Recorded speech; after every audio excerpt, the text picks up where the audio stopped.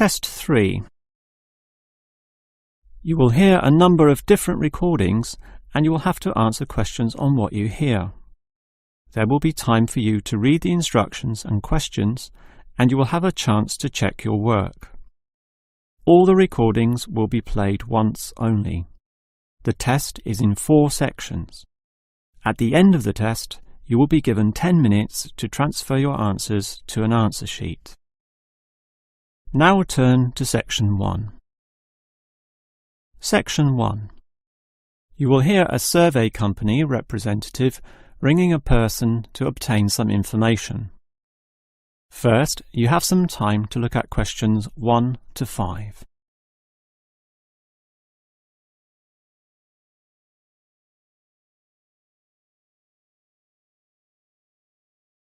Now we shall begin. You should answer the questions as you listen, because you will not hear the recording a second time. Now listen carefully and answer questions 1 to 5. Hello? Hello? Who is this? Hello, I'm a representative of the Tally-Ho Survey Company, and I'd like to ask you a few questions regarding exercise. Ah, that's an interesting subject. Yes, we think so too. But I'm afraid I'm a bit busy at the moment. Don't worry, this will only take about 4 minutes at the most. It's 10:25 now, so it will all be over by 10:30. Well, all right, if it's that short. It will be. So, one of the first things I need to know is where you are. That is, which suburb or area of the city. The last client was in Blackburn, for example. Blackburn, that's close to me. I'm in Box Hill. Another eastern suburb, then. I have a friend in Box Hill, too. Interesting place. Now, I need your approximate age for this survey. Are you younger than 20, between 20 and 29, 30 and 39, and so on? I'll turn 40 in a few months, so that puts me in the 40 to 49 age group. Well, that's in a few months, so right now you're in the 30 to 39. Oh, right, so put that then. OK. Now, I need to know your occupation. The last caller was a housewife, for example. The one before that, a teacher. I used to be a teacher too, teaching cookery. And now? Now you can just put domestic duties. Actually, I hope to begin a new job soon as a cook, but that won't be for some time yet. I have to wait for my husband's restaurant to open. Cook? That sounds interesting. But it's domestic duties for now. OK, that just leaves some information about your family. This is not obligatory at all, so if you don't want to answer, that's fine. What sort of information exactly? Oh, it's very broad. Married with children, single mother, that sort of thing. The last customer said she was a single mother. I'm married and not a mother. Put married, no children. I'm married with children myself, but I'll put in your details. And that finishes the profile and just leaves the actual survey itself if you're ready to proceed. Before you hear the rest of the conversation, you have some time to look at questions 6 to 10.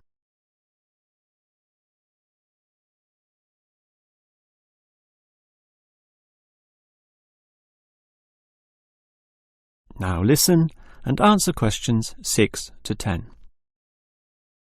All right, let's begin the survey now about your exercise habits.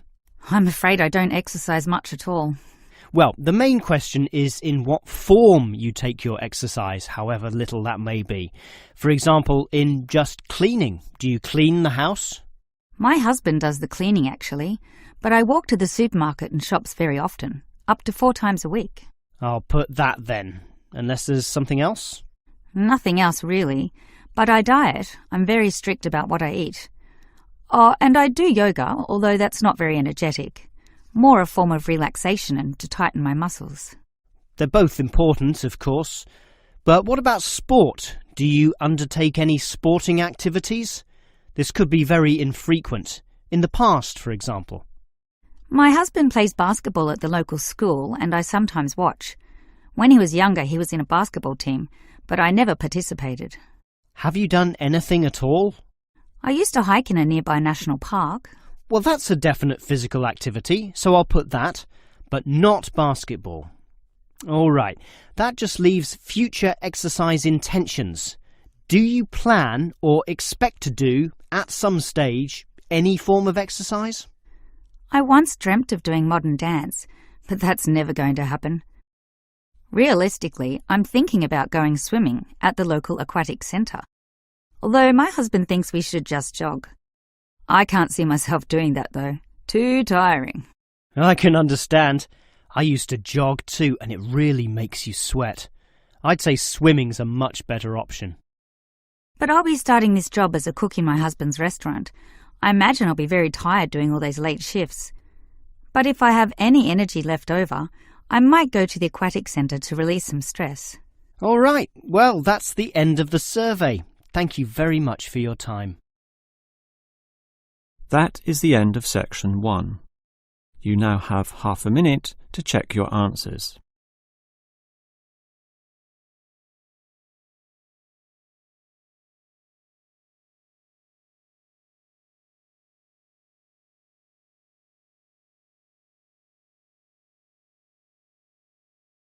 Now turn to section 2.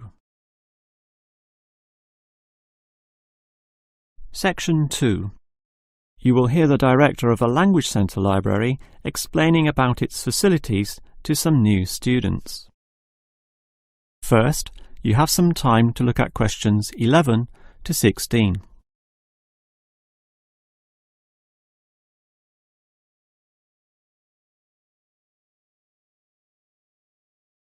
Now listen carefully and answer questions 11 to 16. Welcome to the library, or the ILC, which means Independent Learning Centre, and let me explain about some of its facilities. We're standing here at the entry gates next to the borrowing desk. That's where you check out any books, but you are also advised to study in the library here, since most of our material cannot be borrowed. Thus, we have seating along the middle of the library, and in that far corner in front of us on the left, we have the quiet reading section for some serious reading activity.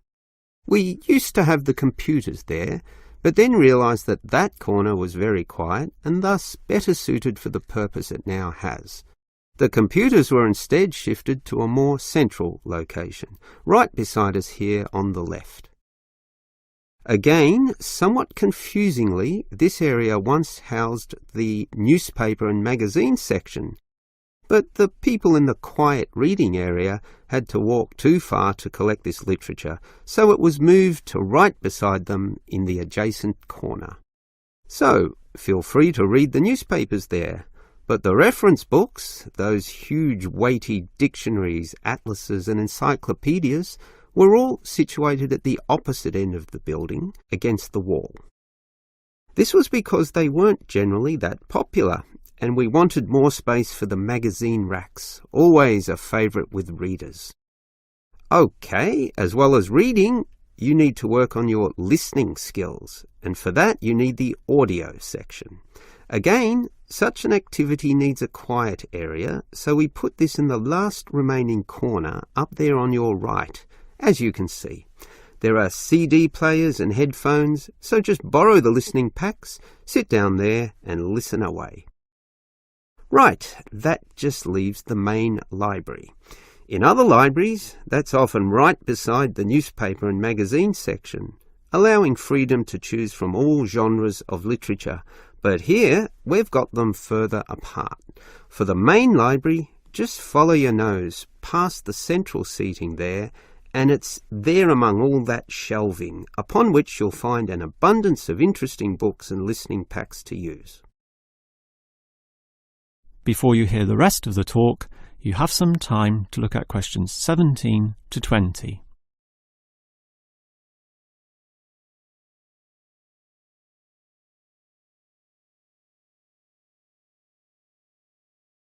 Now listen and answer questions 17 to 20.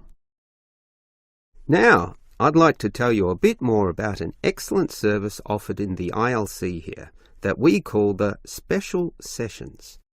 What can you do in them? For a start, many of you need practice in speaking English, and for that we hold a special discussion session, led by a teacher. That can be noisy. In fact, we hope that it is noisy, since that would mean many people are talking. It's in the central seating area, and it used to be from 10:30 to 1:30, but we found that the noise was disturbing the regular ILC patrons, so we shortened and moved this discussion to the morning 9 a.m. time slot, when fewer people are in the centre. It goes for 1.5 hours. All right, what about writing skills? Well, we can help you there with another teacher. Now, writing is a fairly quiet activity, so that teacher stations him or herself in the quiet reading area from 1:30 until 3. The 10:30 to midday time slot cannot have a teacher for such writing skills, as they are all teaching in the morning. For this reason, of course, there cannot be an on-call teacher in the morning either. Although many people would like one, particularly the 10:30 to noon crowd, having just finished their early morning class. These students all have to wait until midday onwards, when, for 3 hours, a teacher will be stationed in the audio section, ready to deal with all those questions. Until recently, we had another teacher doing the 3 p.m. to 6 p.m. time slot in the central seating. But all the noise interfered with the late users of the ILC, so we had to cancel that. Also noisy can be the language exchange, where local students who want to learn your language will help you practice English. This is generally done in pairs, so the noise level is low enough not to need this exchange to run at 9 a.m, but at the more congenial time of 10:30 among the central seating. That must finish by 1:30 though, after which quieter and more individual activities take place. That is the end of section 2. You now have half a minute to check your answers.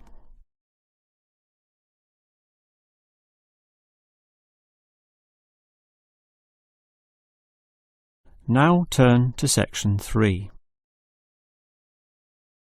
Section 3. You will hear two students, Dylan and Emily, discussing the techniques they use when listening to lectures. First, you have some time to look at questions 21 to 24.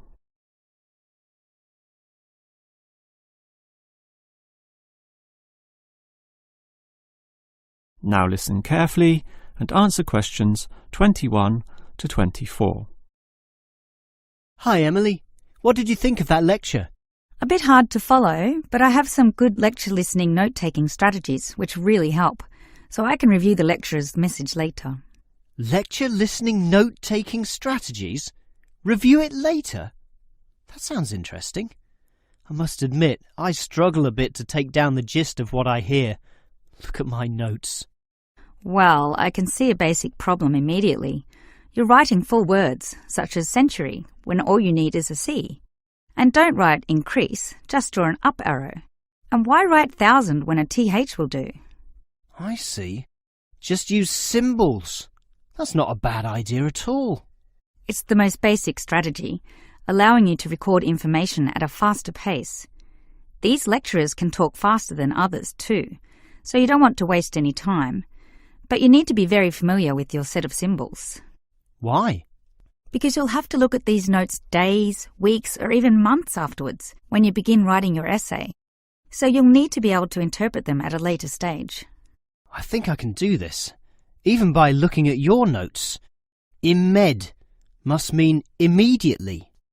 But regarding the lecture as a whole, I knew the professor would be giving a set of specific recommendations and comparing two alternative approaches, so I formatted my page in advance, adding the features consistent with the nature of what I was going to hear. I think I need an example of what you mean. Well, look at my page. Before the lecture, I drew large headings saying recommendations. You should always draw these, and I draw a table saying approach 1 and approach 2. At the end, I drew a flowchart, as obviously the final recommendation would be a step-by-step approach. Then I was prepared in advance to simply fill in the spaces. Wow! Now that's clever. Before you hear the rest of the talk, you have some time to look at questions 25 to 30.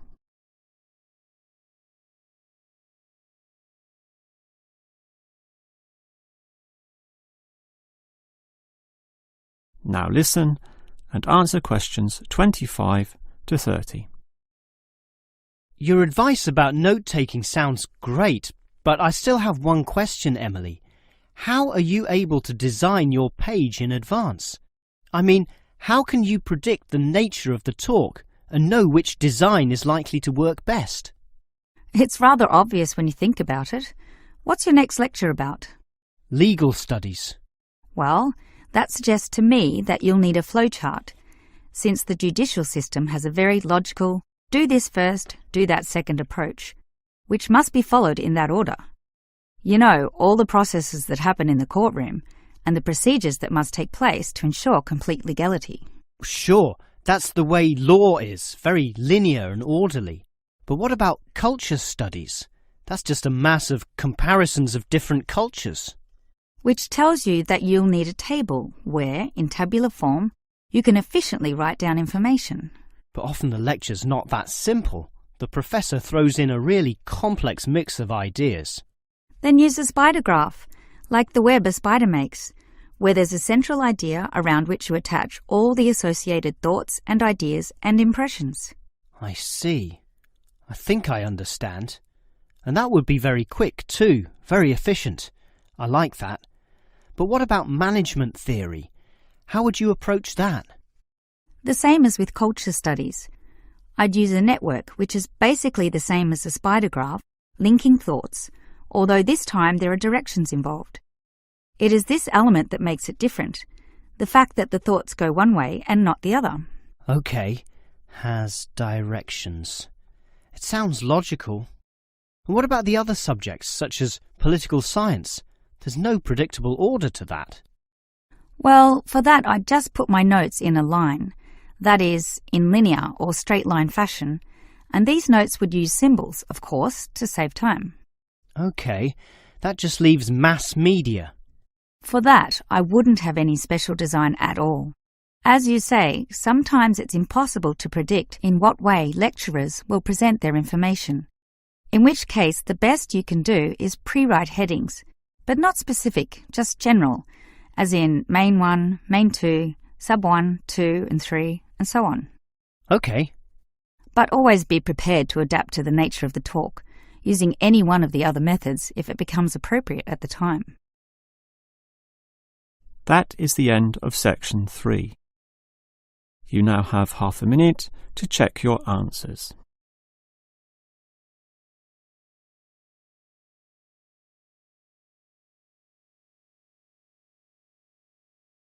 Now turn to section 4. Section 4.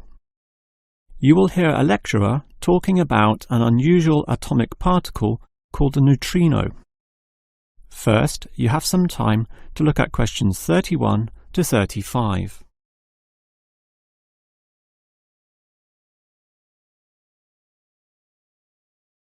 Now listen carefully and answer questions 31 to 35. When considering the smallest unit of matter, the atom, most people know of electrons, protons and neutrons, but almost none know of another particle, even though they are constantly emitted from the sun in the trillions, with 100 to 200 billion of them regularly passing through your body every second. To repeat, that's not thousands, not millions, but billions every second. You don't feel them because they are small. In fact, so tiny that we can barely detect their presence at all. These mysterious particles are called neutrinos. Despite such an abundance, detecting them is a huge undertaking, and there are many reasons for this.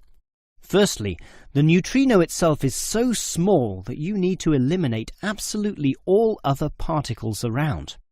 To do this, you need what is called a clean room, one that has an extremely low level of dust, microbes, floating particles, or chemical vapours. You probably don't know it, but the air around you right now has almost 40 million particles per cubic metre. In contrast, the cleanest of clean rooms has less than 10. The second problem is that you also need an environment with absolutely no background radiation. At the surface of the Earth, such radiation is all around, from the sun and sky, and from TVs and communication devices. The only way to screen out all that is to go underground, and I mean deep underground. For example, the Sudbury Neutrino Observatory in Canada uses an old nickel mine, one of the deepest in the world, and puts the observatory in its lowest tunnel, more than 2 kilometres below the surface. At such depths, stray radiation is sufficiently screened out to allow neutrinos only to pass by. The final problem is that you need an elaborate detection system, and this apparatus is huge, and its installation in this deep underground cavity presents quite a headache. Holding such a weighty construction safe and secure requires complex engineering work, such as rock bolting and support structuring. This obviously requires great care and takes a lot of effort. Before you hear the rest of the lecture, you have some time to look at questions 36 to 40.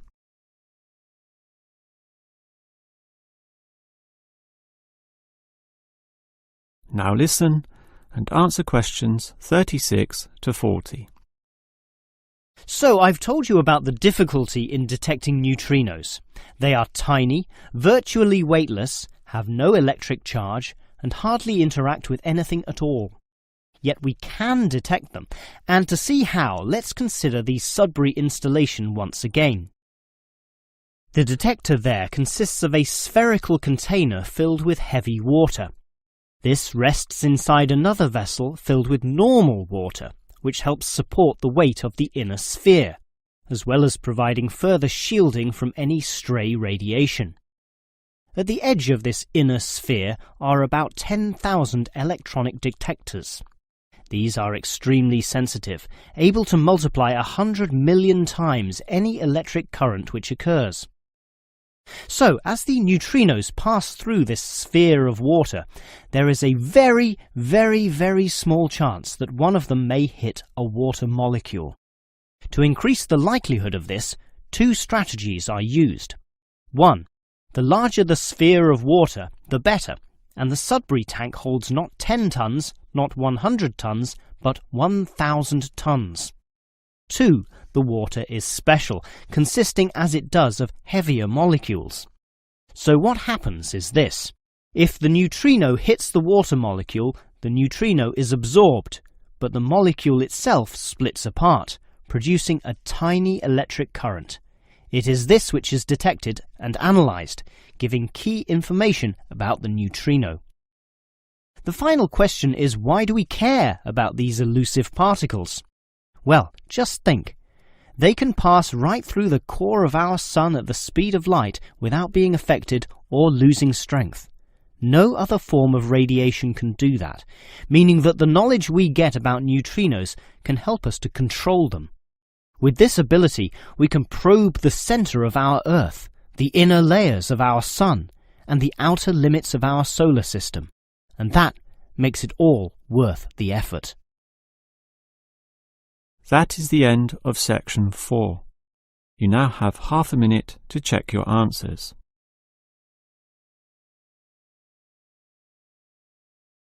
That is the end of the listening test.